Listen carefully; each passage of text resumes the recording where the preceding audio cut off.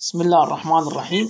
أعزائي، اليوم راح نحكي عن معلومات مهمة عن تكاثر وتربية الزبرة الفينيجيس، عن تغذيته وتشخيص الذكر على الأنثى، وسن الزبرة، كم يعيش الفينيجيس، متى يفقس البيض، فطام الفراخ، وعدوى قاتل الزبرة، والأسعار، والسوبر جامبو والجامبو.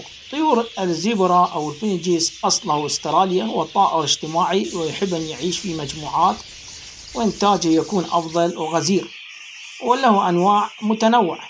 وإذا الظروف المناسبة للتزاوج توافرت في كل فترة السنة يقدر هذا الطائر ينتج ويتكاثر، ولكن أفضل فصل هو الربيع والشتاء للتزاوج والتكاثر.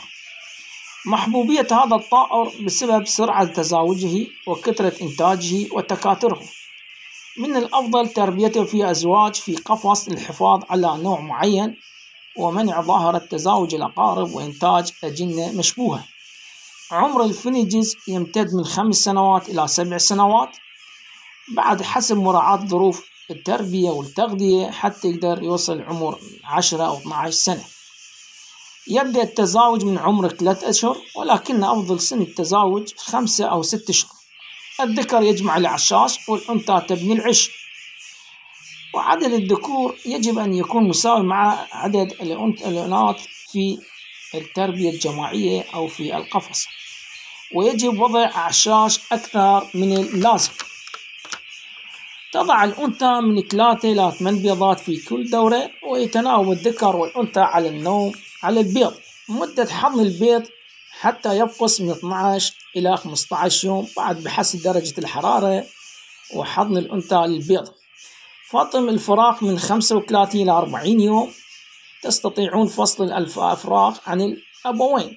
التغذية هو الغذاء الرئيسي، الدخن الناعم مع مكملات أخرى مثل إعطاء في الأسبوع مرة خضروات وفواكه ومرة بيض مسلوق، وفي وقت التزاوج بالأسبوع مرتين نعطيها البيض المسلوق، وكذلك إعطاها الفيتامينات حتى لا يتمرض الطائر، وعدم إعطاء مواد تحتوي على الكافيين والزيوت أو الأطعمة القديمة والمتعفنة، وكذلك وضع عظم الحبار في طول السنة في القفص. العدو اللدود والقاتل لهذا الطائر هو البرد والدخان، يقتلن الزبرة بسرعة، ويجب إبعاد قفص الطائر عن المطبخ والتيارات الهوائية المستقيمة. قفص الزبرة يجب أن يكون كبير وممدود حتى يتمكن أن يطير فيه، لأن هذا الطائر حرك ونشط وفعال. وعش الطائر يجب أن يكون في أعلى القفص. الأفراخ لون منقارها يكون أسود، والبالغ لون منقارها ملون. تشخيص الذكر عن الأنثى في كل أنواع الزبرة هو شيء سهل. يكون منقار الذكر يكون أحمر اللون والأنثى برتقالي، وفي بعض الأنواع الذكر عدة خدود برتقالية أسفل العين، والأنثى لها خط أسود جو العين. وما نحتاج إلى تحليل DNA لمعرفة الجنسية. الجامبو يكون أكبر من العادي، والسوبر جامبو بعد يكون كلش أكبر في الحجم والطول والسعر هم يكون أعلى. مثلا العادي الزوج ماله 10,000، والجامبو الزوج ماله 30 إلى 25 ألف دينار، والسوبر جامبو حوالي 40 ألف دينار. السلام عليكم ورحمة الله وبركاته.